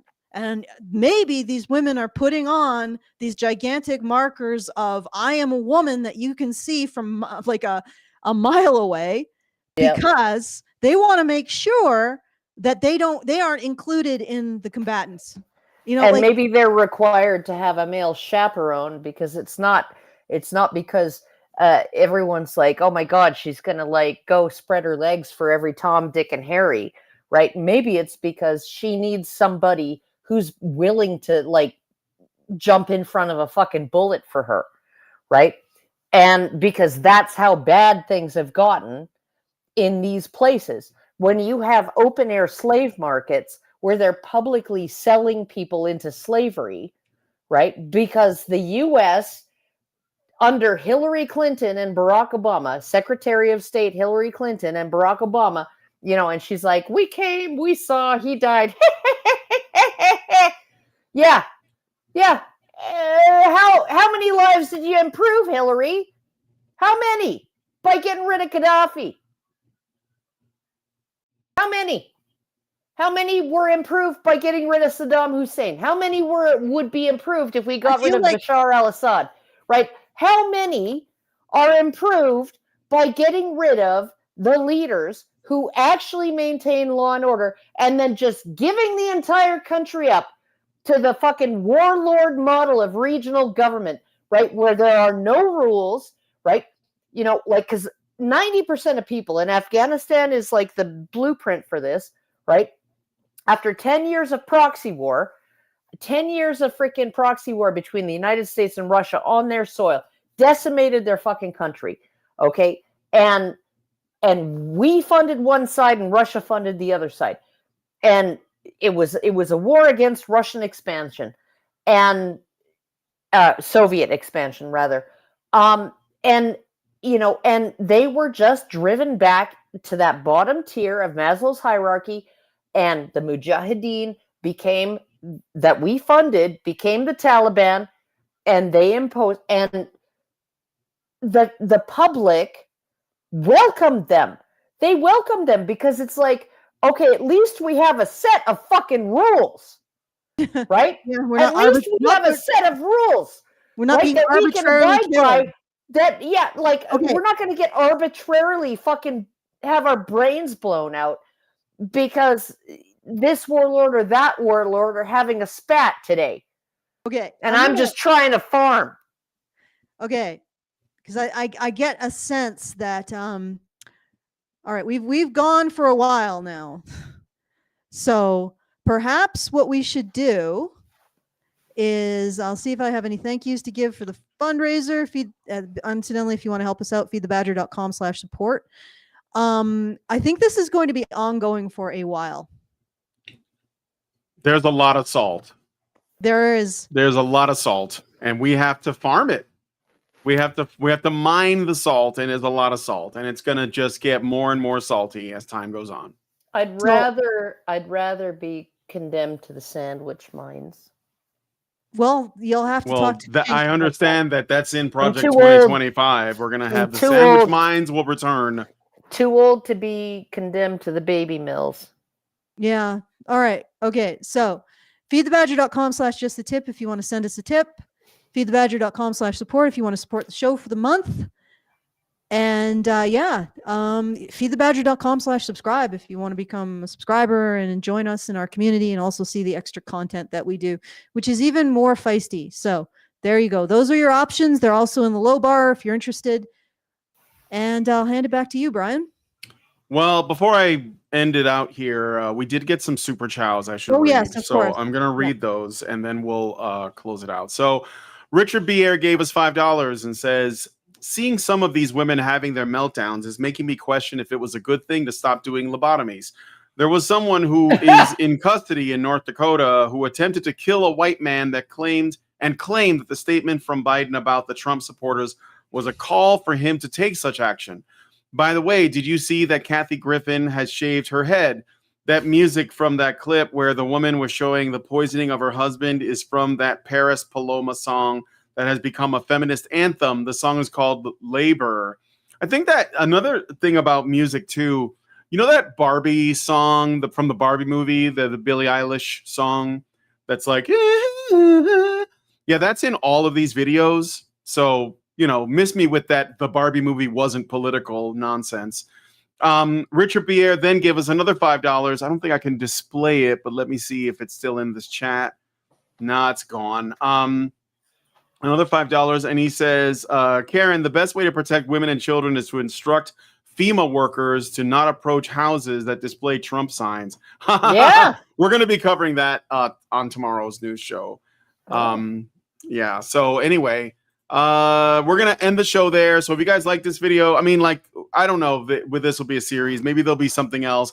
And most of it is just like women generally losing their minds. And, you know, I mean, there's not much we can do. Hopefully they will take a step back and then look at what the country looks like in 6 months and decide then whether or not they have it better or worse.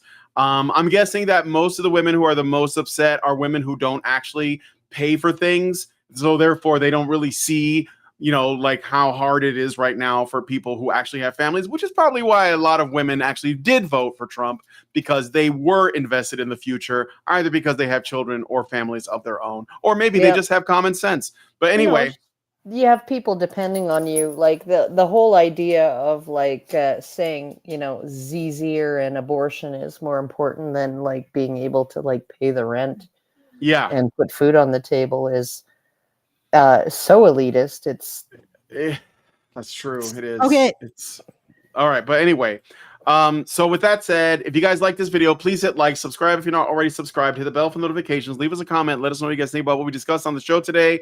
And please, please, please share this video, because sharing is caring. Thank you so much for coming on today's episode of the Rantzerker, and we'll talk to you guys in the next video. See you in the Patreon show. Men's rights activists are machines, dude. Okay? They are literal machines. They are talking point machines. They are impossible to fucking deal with, especially if you have like a couple dudes who have good memory on top of that too.